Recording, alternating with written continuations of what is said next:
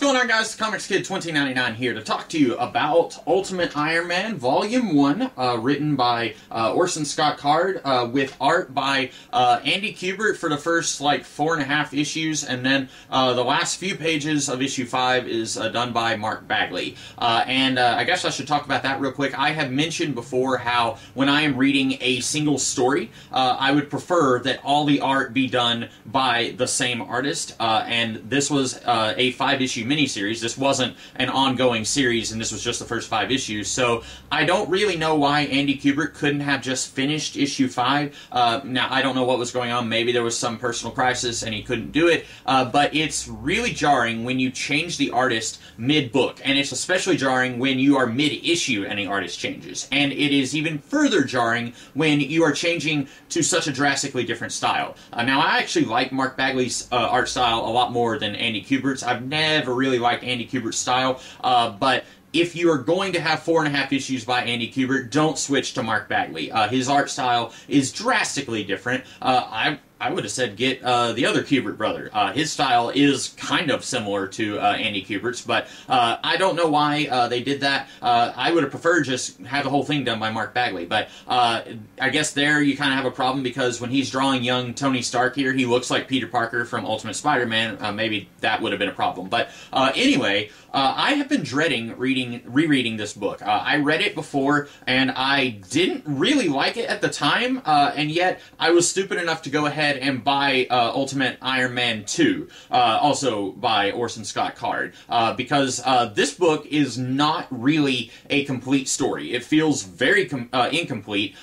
This felt to me like in the 90s, you had cartoons like The Mummy's Alive or Gargoyles, and you would go to Blockbuster, and then you would see The Mummy's Alive movie, and it wasn't an actual movie. It was the first 3 or 4 episodes of The Mummy's Alive packaged together and put on VHS, and they could put it in Blockbuster and pretend like it's a movie, but it really wasn't. They did that with the Phantom 2040 also, where they packaged the first few episodes as a movie, but it was part of an ongoing series. This feels like that. It feels like this is the first 2 hours of the ongoing Young Tony Stark Adventures TV series, and then we are not getting the rest of that series. And then they ended it on a really weird spot. That's what this feels like to me. And also, it just feels like a lot of this is kind of extraneous and we didn't really need it. I am thinking back to when I was in college, my creative writing professor said, we don't need to start the story with your main character waking up and eating breakfast and taking a dump and taking a shower and then being stuck in traffic waiting to get to work. We don't need to see all of that. Start the story where the story begins. And since there hardly is any story to this book, it's hard for me to really pinpoint where the story actually begins. But I know it doesn't begin. The entire first issue, we get to see Tony Stark, and he is a couple of days old by the end of the first issue. A lot of the stuff here is just set up for the later conflicts that Tony is going to be going through in his life. But it doesn't really feel like story itself. So the first issue, Howard Stark meets Mariah somebody, and he is working on this chemical armor that you can put on your skin, and it will protect you from attacks, but it's imperfect. And she is working for another company on regenerating human tissue, and he recruits her to help him with his project. He can help her with hers. Meanwhile, Howard Stark's wife divorces him, and she gets with Zebediah Stane, and then they are planning to take over Stark Industries. And if you'll remember last week when I was talking about the Ultimate Armor Wars, I mentioned that a consistent quality in all of these super geniuses in comics is that they are all complete morons. Well, meet Ultimate Howard Stark, who is a complete moron.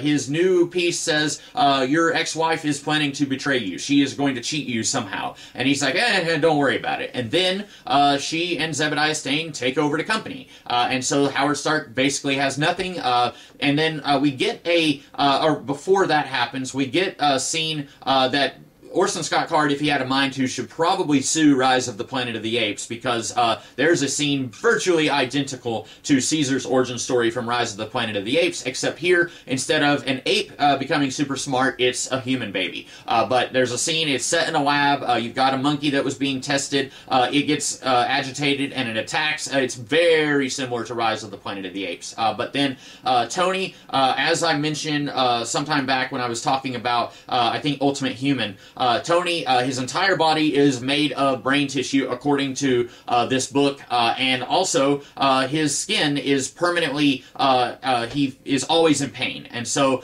his dad basically finishes up the chemical armor that's supposed to protect Tony from attacks, and for some reason, also, his body can regenerate. At one point, Zebediah Stane kidnaps Tony to try and get some information from him, and Tony's like 4 at this point, and Tony kicks him in the crotch, and then his foot just falls off. I don't know why his foot falls off, but then it immediately heals over, and then he regrows his foot. And then later, somebody hires these high school students to throw Tony, he's about 14 at this point, throw Tony in a furnace. And they got his legs in the furnace, and his legs are like skeletons, basically, and then he's able to regrow his tissue from that.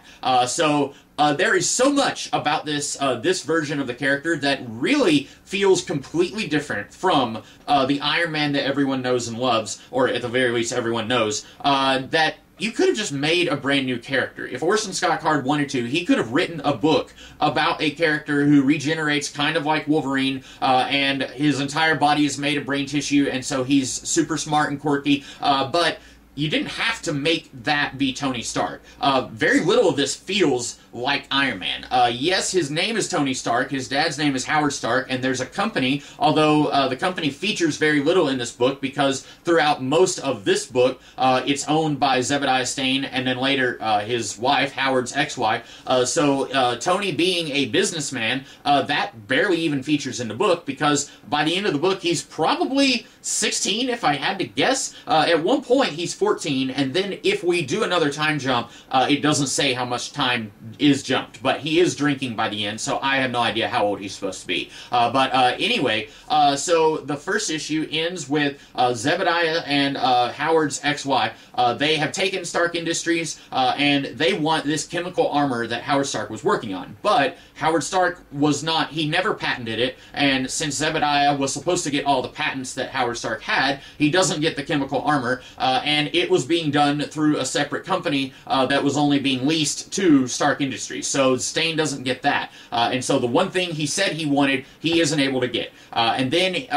again, like I said, Howard Stark is one of the biggest idiots in all of fiction, because Mariah tells him, your ex-wife is planning to double-cross you somehow. And he's like, don't worry about it. And then she teams up with Zebediah Stane, who has been buying stock, and since she already has 50% of the stock from the divorce, now they own the company. And Howard Stark...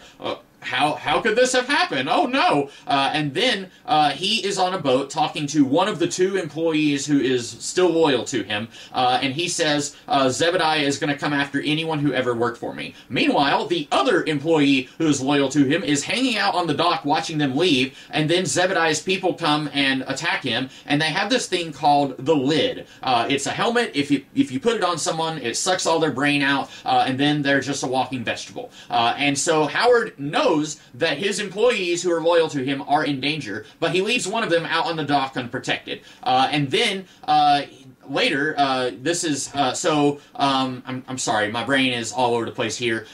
When Tony is about 14, Howard takes Tony, Rhodey, and Rhodey's sister, Nefara, takes them to the Baxter Building to show them the Baxter Building. And he had already made a deal with his ex-wife that he would get the company back, or he would get stock back, which I guess means he has control of the company, but he would get the company back if he would buy Obadiah Stane, Zebediah and her son, if he would buy his way into the Baxter Building. So Obadiah is there in the elevator with Tony, Nefara, Rhodey, and Howard, and then he steals a hair off of Howard Stark's suit. And then Tony tells him later, he says, he is going to do something. And Howard says, yeah, he's either going to try to clone me, or he's going to try to implicate me in a crime. So Howard knows what Obadiah is going to try to do. And then then by the end of the book, guess what Obadiah does? He has his father kidnapped from prison.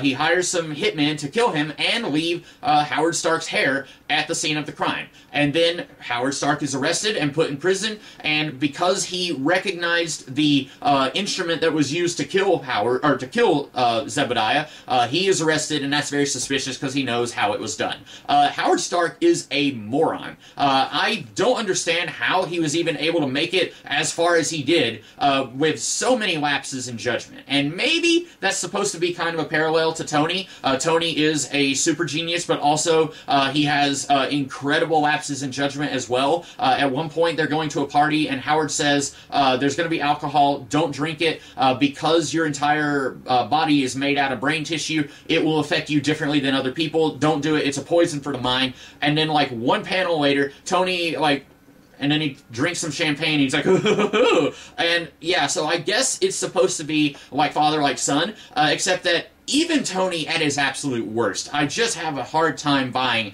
that he would make so many mistakes like Howard Stark does here. I know at one point in the 80s, Obadiah Stane bought out Stark Industries from Tony, but there, I don't think that Tony knew it was coming, and people were telling him like, hey, Obadiah's probably going to buy the company from you, and Tony just says, forget about it. That's what Howard is doing here. So there's that. There's also just the really weird origin stuff of Tony is able to regenerate and his entire body is made out of brain tissue and stuff like that. The chemical armor, and Tony says, I want armor that can protect me before somebody throws me into a wall. Okay, what you want, Tony, is a weapon, not armor, because armor is defensive. It's not offensive. But, you know, that's not Orson Scott Card's fault.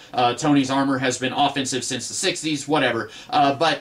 This book is really boring. Not only is it offensive to me because of all the stupidity found within, it's just really boring. We have just a whole lot of Tony just very slowly getting to the point where he has his armor by the end of the miniseries. And I was just bored reading it. So issue 1 ends with Tony, he's like an infant. Issue 2, he's like 4 years old. Zebediah kidnaps him to try and get information on the chemical armor that he has. And then Zebediah goes to jail. Then his wife, Howard's ex-wife, divorces him. And then we jump forward, I think, well, by that point, when Tony is 4, he says, this armor, like, I was still kidnapped, is kind of useless, so he says, I want to build my own armor that's even better. And then cut forward to, he's 14, he's building weird super stuff, like these metal flies that can obey his commands, and he's trying to build an armor. He sees Rhodey at this school that he's enrolled at, and these bullies are bullying Rhodey. Tony tries to befriend him. At first, Rhodey is just a complete jerk to Tony. Tony saves him, and Rhodey is acting like Tony is somehow even worse than the bullies. And then eventually they become friends. And then the bullies come back and they try to throw Tony in a furnace. And they say some guy in a suit hired them to do it. I don't know who that's supposed to be, because Obadiah, by this point, he's younger than Tony. He's probably about 2 years younger than Tony, and so he would have been like 12 at this point. He wouldn't have been some guy in a suit, especially because by this point, Tony would have been, or Obadiah, I think, was just enrolled at the Baxter Building by Howard Stark. And so I don't know who the guy in a suit was supposed to be, unless it's somebody who works for Obadiah, and I guess that's possible. Anyway, that happens, and then Howard says to Rhodey and Rhodey's sister Nefara, you two are in danger because you witnessed those guys trying to murder Tony. And so your lives are in danger now, so I'm going to enroll all 3 of you in the Baxter Building, where Obadiah is. And then while they're touring the Baxter Building, Obadiah basically forces one kid to jump off a building, and then he drops another kid off a building. I will give this book one thing. It makes you really hate both Zebediah and Obadiah. Zebediah, when he comes in and says, I own everything in this building now, he answers the phone and then says to Howard, oh, your wife just died. Oopsie. And so, yeah, you hate Zebediah, and then Obadiah, I mean, as soon as you meet him, he is just a snot-nosed little psychopath, and you hate him. But then, after that, Tony, he starts working on his armor, and Rhodey, he's working on weapons with the armor, and then Obadiah even tells Rhodey, yeah, you're just going to give it to Tony, and then he's going to take all the credit for it and make money off of it. And Rhodey is like, yeah, I can see what you're doing. You're trying to pit me against Tony, but it's not going to work. But then later in the issue, Tony says that he made a deal with Rhodey, saying like, you know, I'm going to give him this suit, and then he's going to give me something in return. And Howard is very upset about that. He's like, you never, ever give away your technology. And then and he says, you know, we have a contract. You work for me, and I own the technology. And Tony says, you don't own it if I don't patent it. And, like, Howard is, like, about ready to beat his son. And then Tony says, I learned it from you. And so then Howard says, okay, fine. You can abide by the deal as long as you trust Rhodey. And Tony says, he and I are going to be friends for life. And Howard basically says, okay, we'll see. And that's a subplot that doesn't go anywhere because after Howard is in prison, there are some terrorists who try to attack the Stark Industries building, and then Tony gets in the suit and stops the bomb from hurting anybody. And that is where the miniseries ends. It feels very abrupt the way it ends. And there is a sequel to this, Ultimate Iron Man 2, and I bought that specifically because I wanted the entire Ultimate Iron Man origin story, and this is not the entire origin story. This feels like it's just getting started. I don't know, I want more than what this gives us. Basically, this says, hey, did you ever wonder how Tony and Rhodey met each other? Hey, did you ever wonder all this stuff that I never wondered? I never wondered about Tony being able to regenerate parts of his body, because he was never able to do that in the Ultimate Universe. I never really wondered about how he built the suit. He's a super genius who built a metal piece of armor. In the Ultimates by Millar and Hitch, he fights crime as Iron Man because he has a brain tumor, and he realizes that I need to do something with my life. And incidentally, this completely spits in the face of that, because if he has a brain tumor here, and I think he says it's the size of a golf ball, but his entire body is made out of brain tissue, it seems to me you could operate on that. And then even if you are like 10% stupider than what you were, you're still like 900% smarter than every other human being on the planet. So this doesn't really fit with that at all. Also, no Gregory Stark here, although this is well before Ultimate Avengers when Millar and Pacheco introduced Gregory Stark. Yeah, it just feels boring. There's not a whole lot of story here. And then once you do get to the story, you're like, oh wow, I'm on the last page. And then like an idiot, I bought Ultimate Iron Man Volume 2 thinking that that would kind of complete the story, and it's been a while since I've read Ultimate Iron Man 2. I remember even less about it than I do this one, but I seem to recall it also kind of ends abruptly, like maybe Card thought that he was going to eventually get another Ultimate Iron Man miniseries, and then he never did. But yeah, I can't recommend this. Even if you read it back-to-back with Ultimate Iron Man 2, it just isn't very good. It feels like it starts way too early. I feel like the story could have started when Tony was like 14, and then you could have had a lot of exposition about stuff that happened where Zebediah and Howard's ex-wife betrayed him and Tony's mom died. You could have kind of exposited a lot of that in dialogue, and you could have started the story with Tony, where he's trying to build his suit of armor because he sees a kid die, and he thinks, I could have stopped that. You could have started your story there. Unfortunately, that's like 4/5 of the way into this book. So yeah, I don't think I like it. It doesn't work as a part of the larger Ultimate Universe, and it doesn't work as a story on its own. Hard pass on Ultimate Iron Man. So that is all I have to say about this book. I will see you guys in the future with something else. In the meantime, have a great rest of your day. Catch you later.